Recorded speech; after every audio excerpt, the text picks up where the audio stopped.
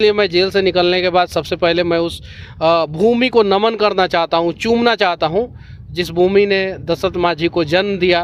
उस पहाड़ को चूमना चाहता हूँ जिस पहाड़ ने भी दशरथ मांझी के हिम्मत और हौसला के आगे जो है रास्ता छोड़ दिया कि हाँ भाई दशरथ, तुम तोड़ दो मेरे सीने को और बीच से रास्ता बना दो और दिखा दो पूरी दुनिया को कि एक मांझी था जिसने छेनी हथौड़ी के दम पे पूरे पहाड़ को तोड़ के और रास्ता बना दिया। माइक कभी नहीं छोड़ूंगा, ये हाथ में इतना ताकत है कि ये माइक को कभी नहीं छोड़ेगा, माइक उठाया रहेगा, तो माइक को मैं नहीं छोड़ने वाला हूँ। किया है। घर आप जाएंगे, माता जी से आप मुलाकात करेंगे करीबन 9 महीने बाद, एक प्रत्यक्ष रूप से सामने से बैठ के बातचीत होगी अच्छे से, तो क्या उनके लिए 2 शब्द क्या होगा? बस इतना बात जानिए कि दुनिया में माँ के जैसा कोई नहीं, बस इससे ज़्यादा मैं कुछ नहीं कहूँगा। अगर मेरी माँ नहीं होती तो आज मैं जेल से बाहर नहीं होता, आज मैं इस मुकाम पे नहीं होता। सबको जब तमिलनाडु लेके जाया गया तो तमिलनाडु में क्या कुछ हुआ वहाँ पर? क्योंकि मनीष कश्यप आप लोगों को कुछ दिनों के बाद देखने को मिल जाएगा, 1-2 साल इंतजार कीजिए, सब चीज़ जो है वेब सीरीज के माध्यम से देखने को मिल जाएगा। अली का जो है तबीयत खराब था, एम्स में इलाज चल रहा था, मैं जेल चला गया, उसके बाद से इलाज भी बंद हो गया उनका, फिर मैं निकला हूँ, मैं इलाज कराऊंगा उनका। आशुतोष उपाध्याय, मनीष कश्यप जो है आज बेऊर जेल से रिहा हो गए और रिहा होने के बाद हजारों की तादाद में जो समर्थक हैं उनको देखने पहुंचे थे। जब मैं कल ग्राउंड रिपोर्टिंग कर रहा था उस दरमियान लोगों ने ये कहा कि मनीष कश्यप का एक दीदार करना चाहते हैं। कई अलग अलग जिलों से लोग पहुंचे थे। अब हमारे साथ मनीष कश्यप हैं, पहला इंटरव्यू है इनका सच तक पे, और हम इनसे बातचीत करेंगे कि आखिर 9 महीने के बाद आखिर जो आगे का समय होगा उसमें क्या कुछ ये करेंगे। रहे वनवास काट कर आए हैं, लोग कह रहे वनवास रहा आपका, अब आगे का जो काम होगा बिहार वासियों के लिए, देशवासियों के लिए, वो कौन सा कार्य मनीष कश्यप एक दृढ़ संकल्प के साथ लेके चल रहे हैं? बिहार का डीएनए है। हाँ। और बिहार का डीएनए का मतलब यही है कि अपने आप को राज्य के लिए, देश के लिए, समाज के लिए न्यौछावर कर दो, और हम लोग जो है अपना राज्य का काम और देश का काम लगातार करते रहेंगे। पहले भी करता था और आगे भी करता रहूँगा।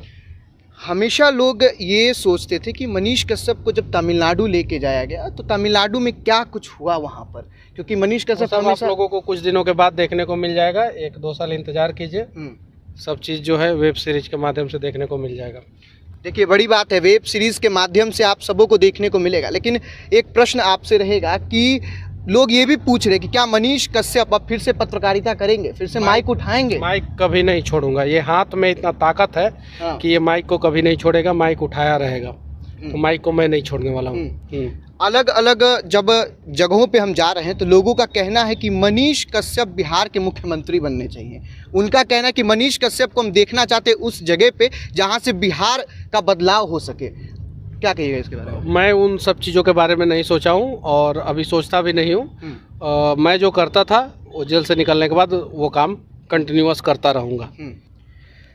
अभी आप तुरंत जेल से रिहा होने के बाद दशरथ मांझी के गांव पे पहुंच रहे हैं, अपने घर न जाके वहां जा रहे हैं, आखिर क्या कारण है? उस मिट्टी को चूमूंगा जिस मिट्टी ने दशरथ मांझी जैसे लाल को पैदा किया था, और उन्होंने जो है 20 साल में उनके गाँव के लोग, समाज के लोग, राज्य का नेता, सिस्टम किसी ने साथ नहीं दिया, और 20 साल में अकेले दम पे छेनी हथौड़ी लेकर जो है उस पहाड़ को तोड़ दिए। तो हम लोगों को उनसे बहुत कुछ सीखने को मिलता है कि जीवन में कितनी भी बाधाएं आ जाए आप उससे घबराओ मत, बस छेनी हथौड़ी लेकर भीड़ जाओ, चाहे कितना भी बड़ा समस्या रूपी पहाड़ जीवन में क्यों ना खड़ा हो जाए, एक ना एक दिन वो समस्या रूपी पहाड़ जरूर टूट जाएगा। इसलिए मैं जेल से निकलने के बाद सबसे पहले मैं उस भूमि को नमन करना चाहता हूँ, चूमना चाहता हूँ जिस भूमि ने दशरथ मांझी को जन्म दिया।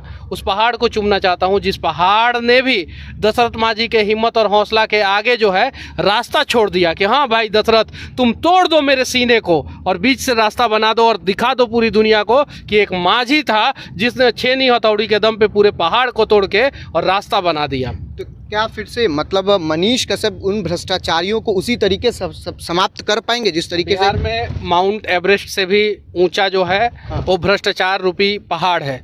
उस पहाड़ को तो तोड़ना है और उसके लिए मैं लगातार प्रयास करता रहूँगा, और मुझे उम्मीद है कि जितने भी बिहार के लोग हैं वो सभी लोग प्रयास करते रहेंगे और सभी लोग मिलके जो है ना बिहार में जो भ्रष्टाचार रूपी पहाड़ है उसको तोड़ देंगे।